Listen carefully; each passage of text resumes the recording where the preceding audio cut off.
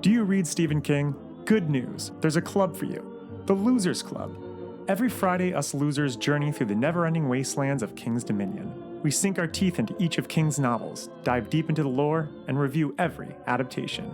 Even better, we're always having guests over. Thomas Jane, Will Wheaton, Mary Lambert, Mick Garris, the list goes on. So what are you waiting for? Join us as we read on through long days and pleasant nights.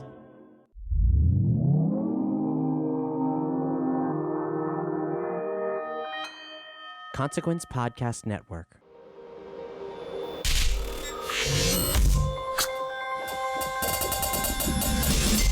And welcome to another edition of Kyle Meredith with the interview series presented by WFPK at WFPK.org, Consequence of Sound, and the Consequence Podcast Network. Big thanks to everyone who checks in, listens to all the episodes. Always appreciate you checking out the whole series and leaving comments in the various places you can do that. Always love hearing from you all, where you're listening from or what you thought about the interview or any questions you have. Please keep those coming. Of course, if you're not a subscriber to the series, now is a great time to do so anywhere you're listening from. And that also means iTunes and Apple Podcasts. You can subscribe at Spotify, even YouTube, wherever you like to get podcasts from. Just hit the subscribe button. We'll send new episodes to you, brand new interviews every Monday, Wednesday, and Friday, so you can keep up with your favorite artists and discover new ones and know what's happening in the music world. Very easy to do wherever you get podcasts from. Kyle Meredith with. I'm Kyle Meredith. Today, my guest, Rolling Blackouts, Coastal Fever, going to be talking with Fran and Joe about the new record, Sideways to New Italy. In fact, we're going to be talking about, right when they're starting to launch it, of course, that's when the global pandemic starts hitting, and they were able to get one last show in. And not just a regular show, they played the Vic in the Park, and it was a special sort of homecoming for them. This was one of their very first gigs, and being able to come back there was pretty meaningful. So I wanted to hear about what that experience was like, and how an album changes after a worldwide event, if at all, if they see this album any differently than maybe what it was intended to be.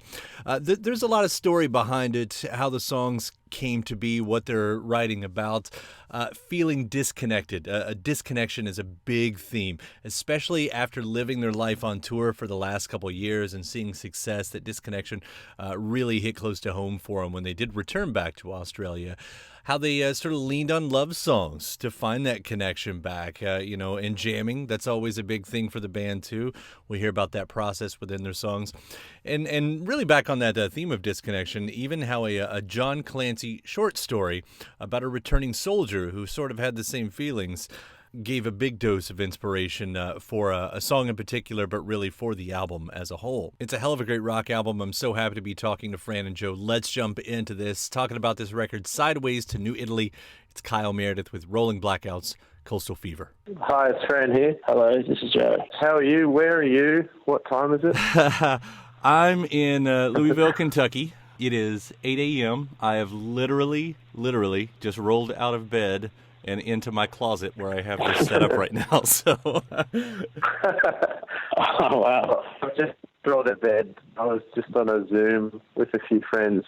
So yeah, it's 10 p.m. here in Melbourne. Since everyone is sort of encouraged to stay home, I brought this here last week, so it really is becoming acquainted with my closet, and I'm now just a closet dweller. Like, this is where I live my life, in this little bitty room. How is it in Australia these days?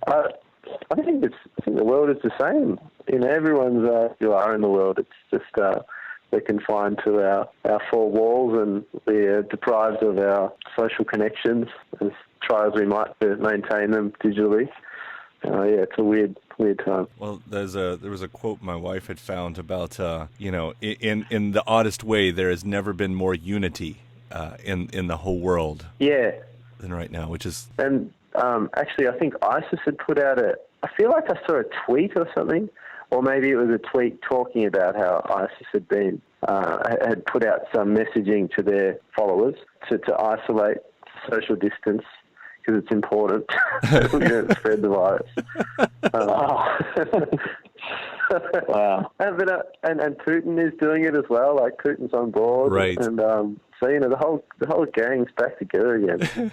Good guys, bad guys, it doesn't matter. We're all in this together. We're together. Yeah. Except I understand that in Belarus they're still playing soccer. Because he denies it. The president denies that it exists. Wow. Oh, is that why? Okay. That's crazy. He just doesn't believe it somehow. And in Brazil as well, actually, Bolsonaro is just trying to march on. The reason I know that they're playing soccer in Belarus is the footy tipping that I normally do is obviously not going ahead. So you don't tip who's going to win this weekend in the footy because it's not happening. But the footy tipping website has decided to make a different competition, which is just a novelty competition. And every week, rather than tipping on 8 games or whatever the amount is, they just put it might even be 10 different little mini games. So tomorrow is the weather in Melbourne at 3 p.m. going to be above 16 degrees Celsius or below 16 degrees Celsius? And then another one of the questions is, who's going to win in Belarusian soccer? Is it going to be this team or that team? And I think they've got Chinese, is it table tennis, I think? So there's some things are still happening. It's whatever you can get your hands on. Yeah. There was a Saturday Night Live skit that just happened over the weekend where it was talking about, the sportscasters, of course, just being at a loss and really just going for anything around their house to bet on. The serious gambling addicts are really just whatever works, what food's going to cook faster, It's good. It really lays it bare though, doesn't it? Yeah. I remember on late night television there was that game. I think it was David Letterman. He had a game, put things in water and see if it floats. Oh, right. Sure, it floats. Yeah. that would be entertaining right now. Yeah. Yeah. That's make a whole sport out of that. We're just going to kind of cruise right into this, if that's all right. Yeah, of course. I do want to say before we get into the album talk, too, that even with all this going on, you all were able to kind of squeak in, I don't know if it was one show or a few shows down there, but one of them that seemed to be the most talked about anyway was the Vic in the Park, which, as I read, this is was one of your very first shows, and it was kind of a return to that. What was that experience like? Was it any different than the rest, especially now with the context of where we are? Yeah, it was quite different. It had a vibe like it was the last show we were going to play for a long time, and everyone in the audience knew it. And it was like we knew everything was going to shut down. It either should have already been shut down or will shut down tomorrow. So it was this real strange but kind of beautiful feeling in the air of everyone loves live music and it was about to be sort of taken from us, and it was you could really feel that in the air. It was quite interesting. Most bands didn't get that last chance anyway. They No, and to be honest, we sort of felt a bit weird about it because over the course of those few days, the SAMs were shifting just hour by hour, and it was hard to sort of work out what the right thing to do was. I remember, I think it was the Thursday of that weekend we were filming the clip for She's There, and we stopped to get a coffee, and I saw, when we were waiting for the coffee, we got an email that the Pixies shows were cancelled. We were going to be playing with the Pixies in Sydney that weekend at the Opera House on the Saturday and the Sunday night, and that was something we were all just looking forward to so much. It was just going to be the best day, or best 2 days ever. And then we got that email, and that was sort of the first time for me that the severity of the whole pandemic had really hit home, because it had sort of been just an overseas thing, and we thought that there was a good chance that we wouldn't be touring overseas.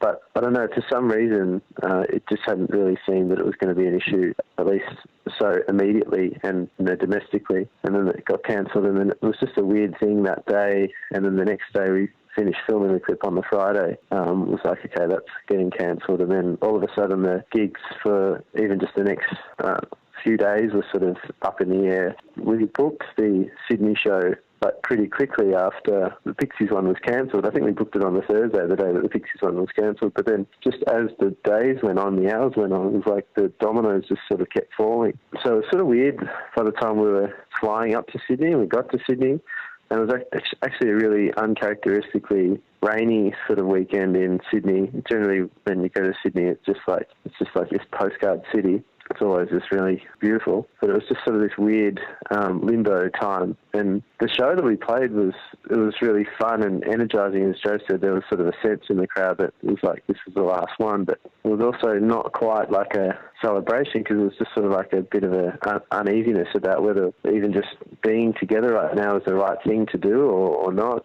And then so drastically, like then that was just the last show that we had done, because then the next day we cancelled the Brunswick show, and then just everything just got cancelled, just everything. So it was a weird one. There's a lot. It's just sort of like this nice shining moment, but sort of like the I don't know. Yeah, I'm glad we got to do it. Like, I'm happy we did it, but there was a slight feeling of uneasiness throughout the whole show. Just like, this feels like it's the wrong thing to do. But I don't know. Once we started playing, it was also a fun experience. Yeah, it's like because and people were saying that at the time, like this is the biggest thing that anyone will have experienced since World War II. Since all the way back then. Like, the world has not like dealt with something like this for many, many, many years. But the weird thing about it is that we all can't experience it together. We've all got to just deal with it separately. And the problem is that we can't come together to try and console ourselves through this situation, because that's the whole problem. So, that's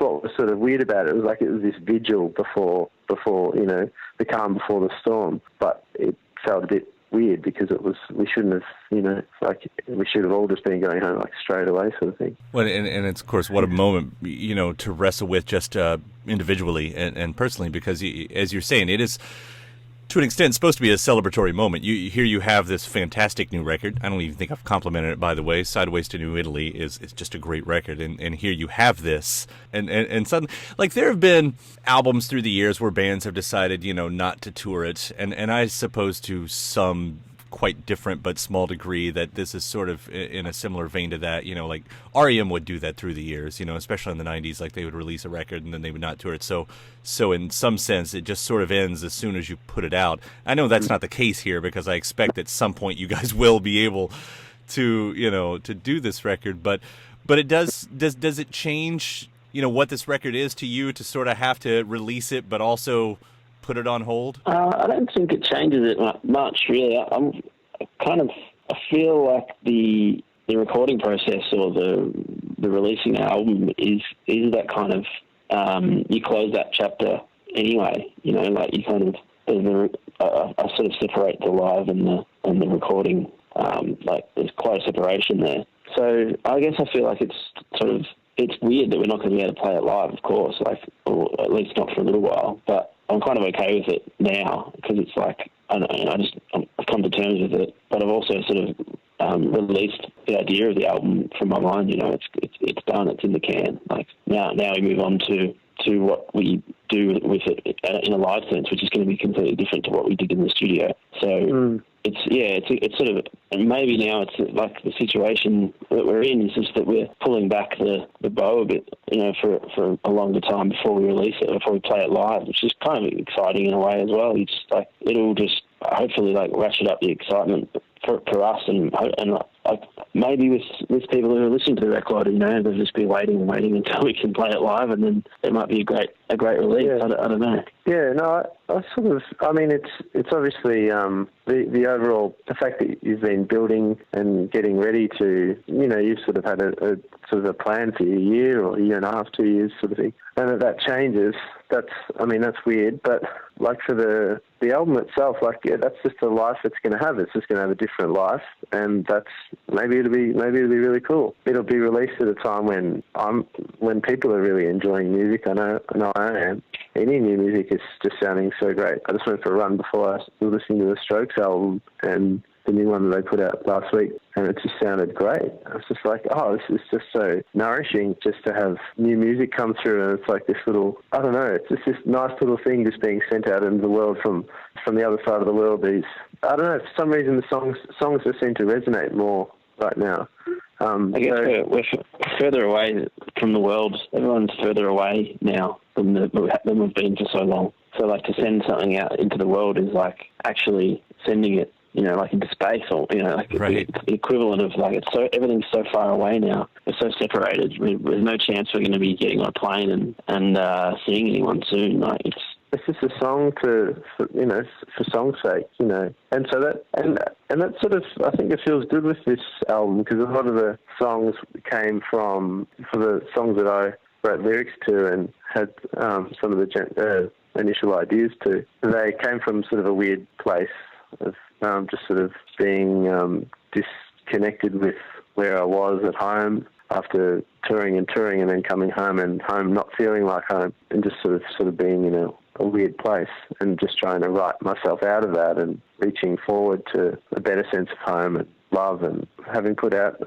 She's There a few weeks ago and listening to the masters and stuff of the album, it all just feels really like it really makes sense right now. So yeah, it might be that this putting the album out at this stage is going to be really good. And then at some stage, whenever that is, we'll play the songs live, and it's just going to be a different path, a different, story for this album, which, I think can be nice. The dislocation part that you're talking about, because I know that was a big part of the press release too, it was interesting because here you all, you had, the first couple EPs, and then the debut record really kind of sweeps up, and you're going all over the world. And what an interesting moment, because as I understand it, at least, it's that moment of looking at the world but not really being able to experience it, because everything is just so quickly, and if that's the case, like how did you turn that into music? Is there a way that you can verbalize that? Because seeing just sort of everything blur by like that, and eventually you turn around and you say, well, these are the things I'm experiencing, so these are the things I'm writing. Like how do you construct a song out of that? For the process for me, I mean, we all write our own sort of lyrics essentially. But yeah, the process for me that I found writing this record was, like, I guess there was such a whirlwind, and there was a whirlwind inside my mind about what to write about and where I wanted to come from in this for these lyrics for this record. Like I was toying with all sorts of approaches, like the sort of big concepts, like world politics, or like these big ideas, and then I guess it all became a bit too much, and I was trying too hard to try and create something out of all of this, like this epic 2 years that we had, that was just like getting flung around all over the world, and it all just like got too much, and so I just ended up concentrating on the love in my life and just wrote about that, and back and forth over the last few years that's been like, and then it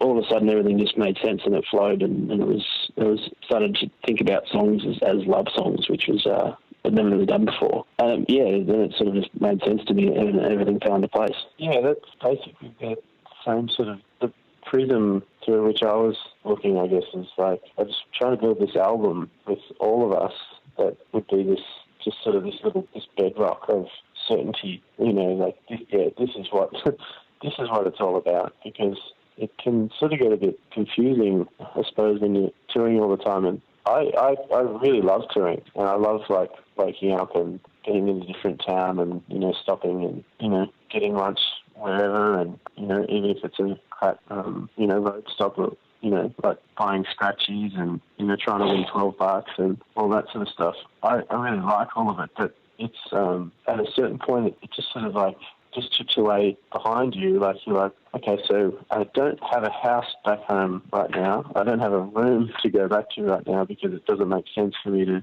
keep paying rent on it or whatever. All my stuff is in boxes, and your relationships with friends and stuff sort of start to just not outwardly suffer, but they just sort of you just don't have the same connections with people as you normally do, and all of a sudden being on the road just sort of becomes your life, and then it starts to get really existential, and you're just like wondering, okay, well, what I don't know, but at some point it just tips a little bit, and you're not just this person who has a room and friends and a job and a band. You're just like, and who tours every now and then. At a certain point, it just sort of like that becomes the majority of your life, is that you're touring, and then you every now and then drop home, and you're home for a few weeks, and you're there, and you try and work while you can, and you catch up with who you can. But then it's like the forces takes you back and you're touring again. And it just sort of, I don't know, it just forces you to just change the way you think about who you are and what it is that you're doing. So the songs that I was trying to write were just trying to be, I think, these hopeful songs, just looking forward and also just trying to harness what it is that we already have. So the approaches to a lot of the songs, like aside from themes of the record, just like the actual approaches to the songs, we all write all the songs together, and we tried to do that as much as possible. It's just like bring just a fragment of an idea and then we all are in there and explode it and just play on it for 20 minutes, and then we'll find a bit in it that we really like, and then we'll try and work out what that is, and that sounds like it's an outro. So what's the part before it? And then we all will just like be collectively writing this song, and they're the songs that have always been the most exciting for us, and they're the ones that we still enjoy playing night after night, the ones that we've written together that we wouldn't have written by reason of other than by reason of the five of us. So for me, that's sort of been like that was like the driving force of this all these new songs. I just wanted it to be like us and hopeful and about love, and because that's something that you can hang on to, that's something that's certain. So that was just sort of this driving prism in my head, I think, through which I was filtering the ideas.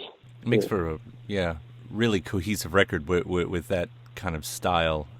You can tell, I think I've read you all talking about that, just kind of blurring the lines and bringing in those fragments. Like there's a trust fall. Like you've really got to trust, your writing partners, in this case your bandmates, obviously, that if you're only going to bring in such a sliver, that it's going to be developed into something, and you guys knocked it out of the park in that sense. Oh, thanks. Yeah, thank you. Yeah, we put a lot of time into it, really. Yeah, heaps of time, and then like lots of little ideas went nowhere, which is part of the process of this album was, I guess, giving every little idea as much time as we could give it before we realised that it wasn't right, or before it was right. We really rinsed everything out of it, and we hopefully distilled it down to what we thought was the best it could be. But yeah, we spent ages, many hours, like searching and jamming and rewriting and writing and rewriting again. Yeah. For example, the first song, the second of the first, was a song that was it was a different song, had the same chords, but then we just locked onto this jam that is now the jam in the middle of the song, and it was just this section that we really liked playing, and like the guitar parts were sort of written, and we just got sort of locked into this boogie sort of jam, like a television-y boogie jam. It just sort of felt like, I don't know, it felt like an Oz punk song. It sort of felt like a Rumpy Band, or I don't know. There was something about it just felt right. I mean, it all just felt right for all of us to be playing it. It was like, yeah, this is just something that we're really enjoying, and it just feels like us. And then the difficulty then was like, okay, well, what do we do with that?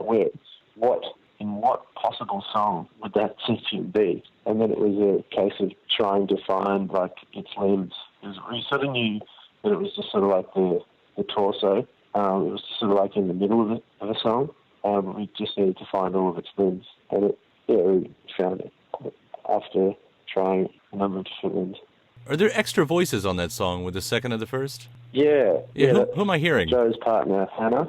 Yeah, that's my partner, Hannah, and an old friend of ours, Maida. And Fran can explain this better, I'm sure, but it's reading from a short story. Fran, you take it. You take it from here. Yeah, there's this short story that I read that I just really, really, really liked, that I thought of as sort of the basis to which to see this song. It's about a guy who returns from the war in Australia. I think it's probably northern New South Wales, somewhere in New South Wales, some coastal town, and he just feels totally removed from everything that's happening around him. Everyone's listening to the radio every day because the war's still going on, and they're sort of giving updates and talking and giving their opinions about how the war's going, and he's just absolutely put off by all of that because he's just sort of upset by how flippant everybody is talking about this thing that he's just experienced when he's been over there. And there's a woman in the story that she's lost her partner, and they come together. And it's the most vividly, lyrically written little short story. It's called Hello, Joe. It's by a guy named John Clancy. And it's the most beautiful little short story. And I just love that idea. It wasn't so much about like the coming home from the war thing, because I think that's probably a bit dramatic. But it was more to do with just the sense of home not feeling like home, but then someone else all of a sudden anchoring you and reinvigorating everything. So yeah, those lines are sections of that story. It's a really great way to really open up the record too, especially having those different voices there. Perks the attention up. Like, wait a second, is this the same band that I left off with? That I was used to beforehand.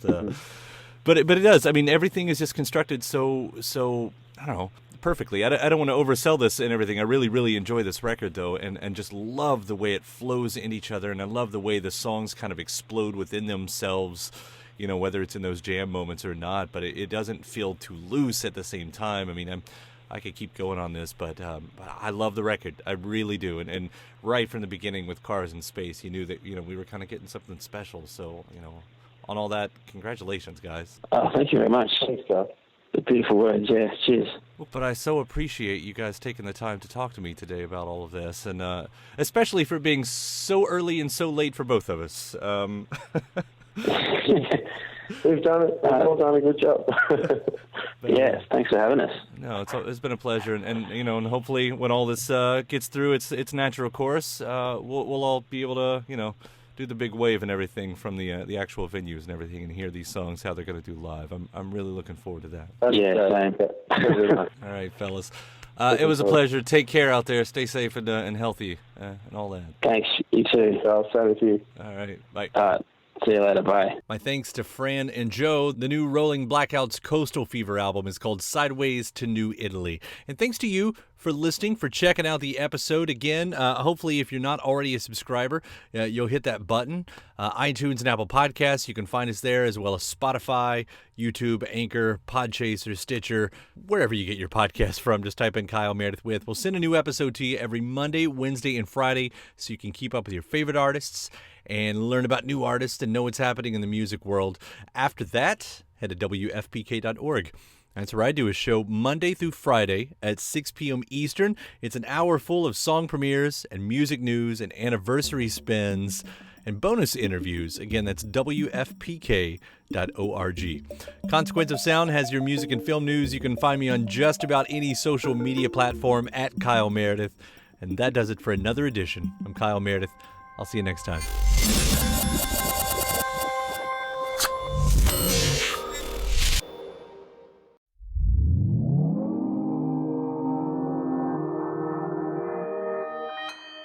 Consequence Podcast Network. It's easy to hear your favorite artist on WFPK from wherever you are. Listen on your smart speaker, live stream from our website at WFPK.org, from Louisville Public Media.